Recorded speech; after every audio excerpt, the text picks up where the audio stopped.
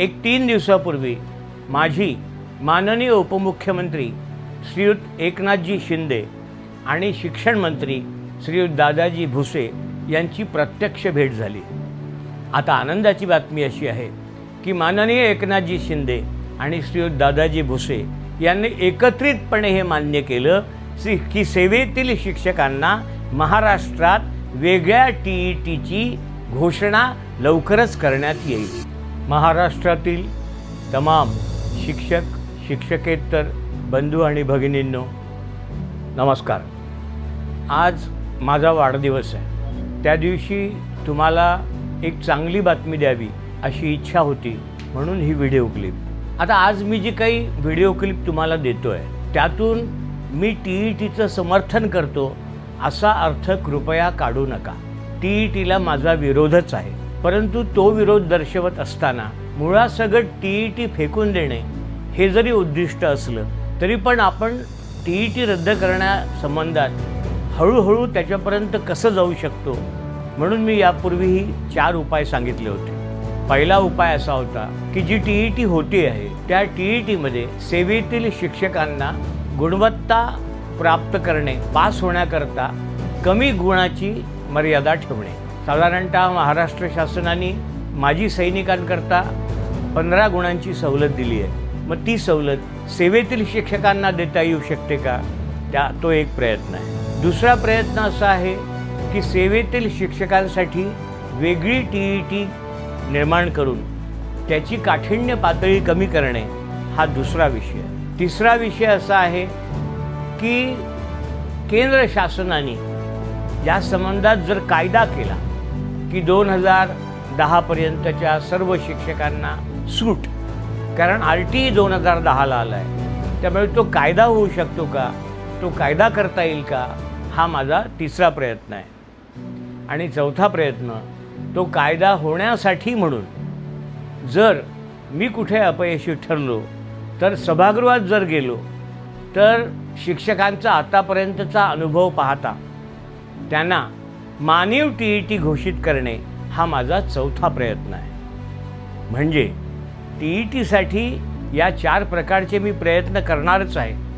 TETला माझा विरोध हा आहेच, किंबहुना TET मुळासकट उचलून फेकली पाहिजे, केंद्राने कायदा केला पाहिजे, यासाठी काही दिवसात दिल्लीला आंदोलन करण्याचा देखील माझा मानस आहे, तो मी करेन। पण एक लक्षात घ्या की सुप्रीम कोर्टाचा निर्णय असल्यामुळे या 4 पर्यायाशिवाय 5वा पर्याय दुसरा कुठलाही असू शकत नाही। 9वी 10वीच्या शिक्षकांना TET लागू नाही।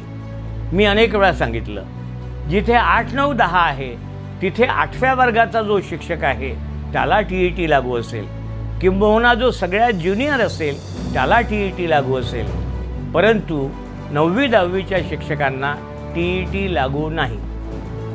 आता मी जी तुम्हाला आजच्या दिवशी एक बातमी देण्याचा प्रयत्न करतोय ती महत्त्वाची आहे। एक 3 दिवसापूर्वी माझी माननीय उपमुख्यमंत्री श्रीयुत एकनाथजी शिंदे आणि शिक्षण मंत्री श्रीयुत दादाजी भुसे यांची प्रत्यक्ष भेट झाली। त्यांना मी या TETची गंभीरता प्रामुख्याने समजावून सांगितली आणि त्यांना आग्रह धरला की सेवेतील जे शिक्षक आहे त्यांना TETसाठी मदत आपण केली पाहिजे।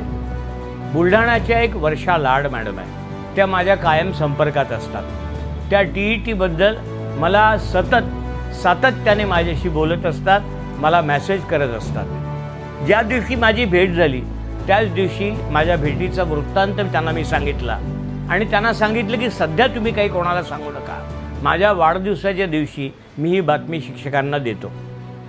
आता आनंदाची बातमी अशी आहे की माननीय एकनाथजी शिंदे आणि श्रीयुत दादाजी भुसे यांनी एकत्रितपणे हे मान्य केलं की सेवेतील शिक्षकांना महाराष्ट्रात वेगळ्या TETची घोषणा लवकरच करण्यात येईल। 28 जूनला ही TET संपली की सेवेतील शिक्षकांसाठी वेगळी TET महाराष्ट्र शासन घोषित करेल आणि त्या TETची काठिण्य पातळी देखील कमी राहील असा माझा प्रयत्न आहे। शिक्षक बंधू आणि भगिनींनो, ही बातमी मला चांगली वाटली म्हणून तुमच्यापर्यंत दिली. याचा अर्थ मी TETचं समर्थन करत नाही. TET रद्द करण्याचा माझा पहिला मानस आहे, परंतु त्या दृष्टीने एक पाऊल पुढे या दृष्टीने मी या प्रसंगाकडे पाहतो आणि सेवेतील शिक्षकांना यापुढे TET देण्यासाठी, त्यांचं काठिण्य कमी करण्यासाठी माझा सतत प्रयत्न असेल. लवकरच सेवेतील शिक्षकांची TET आयोजित केली जाईल असं आश्वासन तुम्हाला देतो. तुर्तास एवढेच. तुम्ही फक्त पाठीवर हात ठेवून लढ म्हणा. मी लढतोय. धन्यवाद.